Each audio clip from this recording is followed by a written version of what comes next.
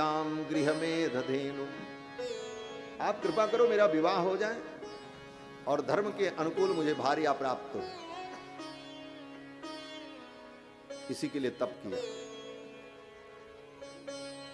भगवान ने कहा मैं जानता था, मैंने व्यवस्था कर दी, आप चिंता मत करो। बस कल छोड़ करके परसों, परस्वः,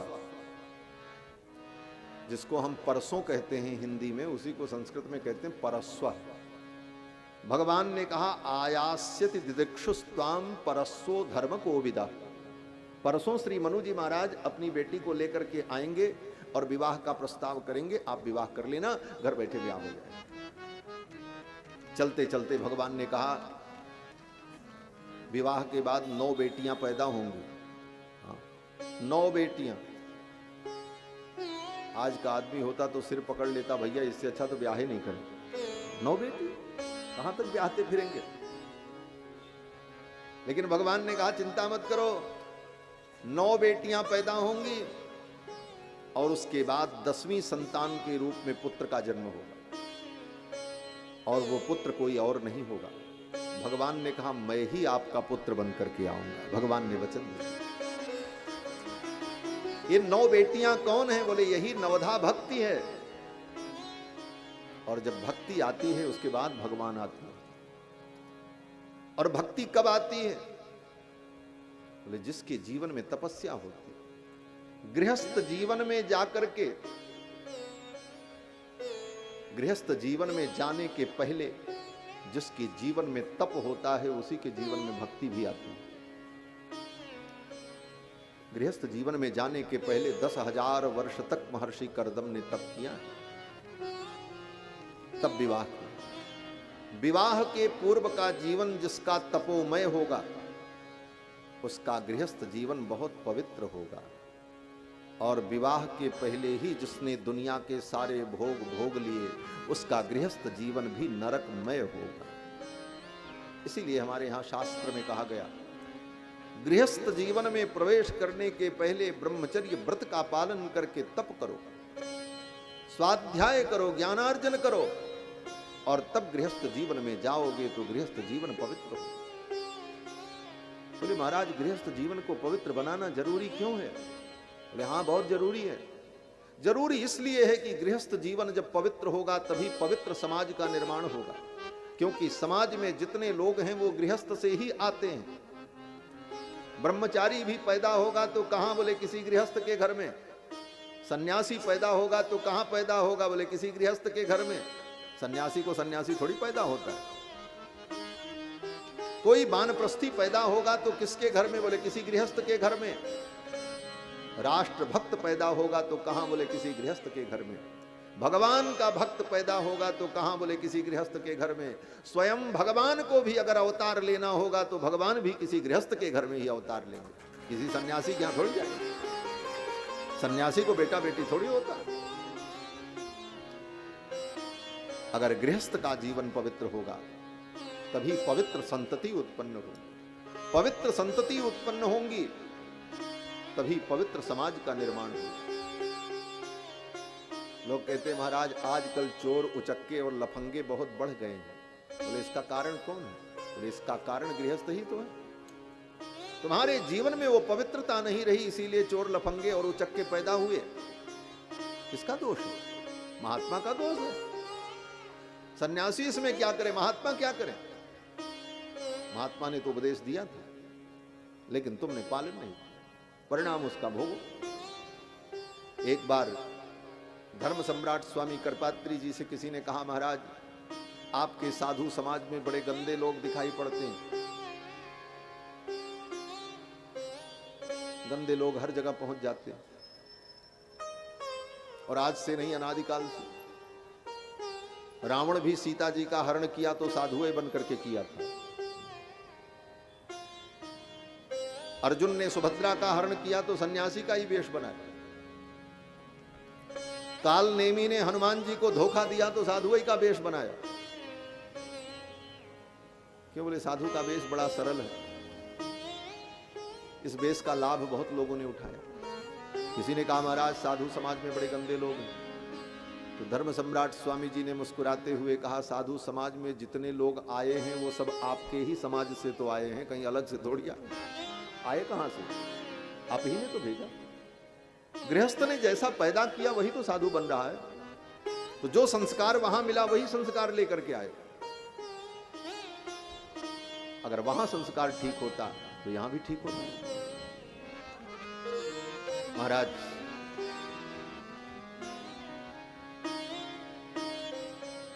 महर्षि कर्दम ने भगवान को प्रणाम किया, भगवान विदा हो गए। ठीक दूसरे दिन मनु जी महाराज आए, उन्होंने अपनी बेटी देवहूति का कन्यादान किया और देवहूति का कन्यादान करके श्री मनु जी महाराज चले गए। देवहूति का विवाह कर्दम महर्षि से हो गया। उनके माता पिता जब चले गए तो देवहूति अपने पति की सेवा करने लगी। श्री वेदव्यास जी महाराज लिखते हैं कि पितृभ्याम प्रस्थिते साध्वी पतिमिंगित कोविदा। अपने माता पिता के चले जाने के बाद साध्वी देवहूति अपने पति की सेवा करने। एक बात का मैं संकेत करूं, साध्वी किसे कहते हैं? आजकल साध्वियां बहुत, लेकिन साध्वी शब्द का प्रयोग जो यहां पर भागवत में हुआ, साध्वी उस स्त्री को कहा जाता है जो स्त्री पतिव्रता हो और पतिपरायणा हो। क्योंकि नारी के लिए गृहस्थ जीवन ही सर्वोत्तम माना गया है। नारी को शास्त्र में अविवाहित रहने की अनुमति नहीं है। ये तो कलयुग है। कलयुग में अविवाहित रह करके लाल पीला कपड़ा पहन करके सन्यासिनी बन करके कोई घूमे, लेकिन यह धर्म नहीं है। नारी के लिए विवाह करना अनिवार्य है। नारी का सर्वोत्तम संस्कार ही विवाह संस्कार माना गया। वैवाहिको विधि स्त्रीणाम संस्कारो वैदिक स्मृतः। स्त्री का सबसे बड़ा वैदिक संस्कार उसका विवाह। अगर नारी का विवाह नहीं हुआ तो संस्कारहीन है।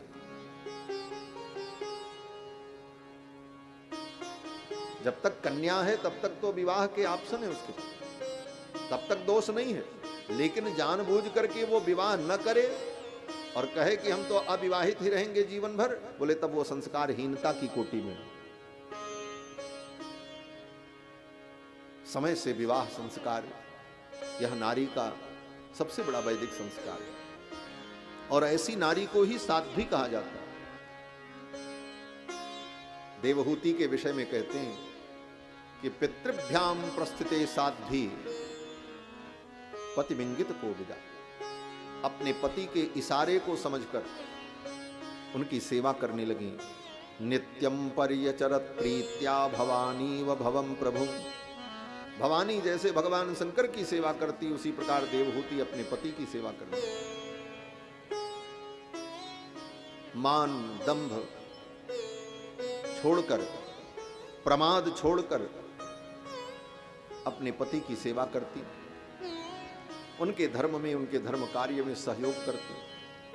हजारों वर्ष बीत गए। महर्षि कर्दम ने विवाह के बाद अपने वैदिक कर्मों में, अपने गृहस्थ जीवन के धर्म में ही लगे रहे। हजारों वर्ष जब बीत गए, देवहूति वृद्धा हो गई। एक दिन महर्षि कर्दम की दृष्टि गई। रहते तो साथ ही थे, 24 घंटे साथ रहते थे। यज्ञ करना है, आज्ञावेक्षण करना है तो पत्नी ही आज्ञावेक्षण करेगी। अग्निहोत्र करना है तो पत्नी को अग्निहोत्रशाला में रहना ही पड़ेगा। पत्नी संजाज होगा तो पत्नी बैठेगी ही। योग प्रबंधन होगा तो पत्नी को वहां बैठना ही पड़ेगा, क्योंकि सारे कर्मों में पत्नी की अनिवार्यता। और ये सब करते जीवन बीत गए, लेकिन कभी अपनी पत्नी देवहूति को काम की दृष्टि से महर्षि कर्दम ने देखा ही नहीं। क्या तपोमय जीवन था।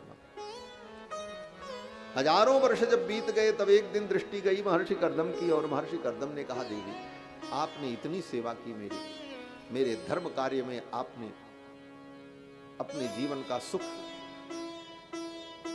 लुटा दिया और मैं आपके लिए कुछ नहीं कर सका। मैं प्रसन्न हूं, वरदान मांगो, क्या चाहिए? देवहूति ने कहा, हे भगवान, अगर आप प्रसन्न हैं तो यही वरदान दीजिए कि मुझे संतान की प्राप्ति। यस्ते भ्यदाय समय सकृदंग संगो भूयाद गरीयस गुण प्रसव सतीनाम। देवहूति ने कहा, आपका अंग संग मुझे प्राप्त हो, लेकिन बार बार नहीं। भोगी प्राणी तो बार बार अंग संग की कामना करता है, लेकिन योगी अगर अंग संग भी चाहता है तो उसका उद्देश्य बहुत महान होता है। देवहूति ने कहा, सकृदंग संग, एक बार के, जिससे मैं एक धर्मात्मा पुत्र को प्राप्त कर सकूं, मात्र मेरा उद्देश्य यही। यस्ते भेदाई समय सकृदंग संगो भूयाद गरीयस गुण प्रसव सतीनाम। फिर तो महर्षि कर्दम ने अपने संकल्प बल से एक विमान प्रकट किया। उस विमान में सैकड़ों परिचारिकाएं थीं। उन परिचारिकाओं ने महर्षि कर्दम और देवहूति को स्नान कराया। विमान की उन परिचारिकाओं ने उनको स्नान करा करके, दिव्य श्रृंगार करके, अनेक प्रकार के सुस्वादु व्यंजन भोजन करा करके उनको विमान में बैठाया। जैसे आज विमान में परिचारिकाएं होती हैं, एयर होस्टेस, सब शास्त्रों में वर्णन है। वैसा दिव्य विमान था जिसमें 100 परिचारिकाएं थी, एक दो नहीं, और सब ने खूब सुंदर व्यवस्था की। दोनों को, दिव्य दंपति को स्नान करा करके, स्नान करते ही उनका शरीर दिव्य हो गया। दोनों को विमान में बैठाया। वो विमान आकाश में उड़ने लगा।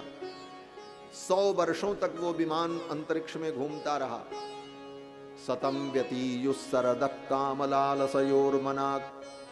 100 वर्षों तक विमान अंतरिक्ष में घूमता रहा और सब प्रकार की सुख सुविधा उस विमान में विद्यमान थी। और समय आने पर देवहूति ने 9 कन्याओं को जन्म दिया और 10वें पुत्र के रूप में स्वयं भगवान देवहूति के गर्भ में आए। तस्याम बहुतिथे काले भगवान मधुसूदनः कार्दमो वीर्यमापन्नः। महर्षि कर्दम के तेज का आश्रय ग्रहण करके भगवान मधुसूदन देवहूति के गर्भ में आए और 10 महीना व्यतीत होने पर देवहूति ने सुंदर पुत्र को जन्म दिया। कपिल भगवान का प्रादुर्भाव, भगवान का कपिला अवतार हुआ। 24 अवतार में भगवान का 5वां अवतार कपिला अवतार है। कपिल भगवान प्रकट हुए। बोलो श्री कपिल भगवान की जय। भागवत की कथा में अनेक अवतार हुए, सभी अवतारों की कथा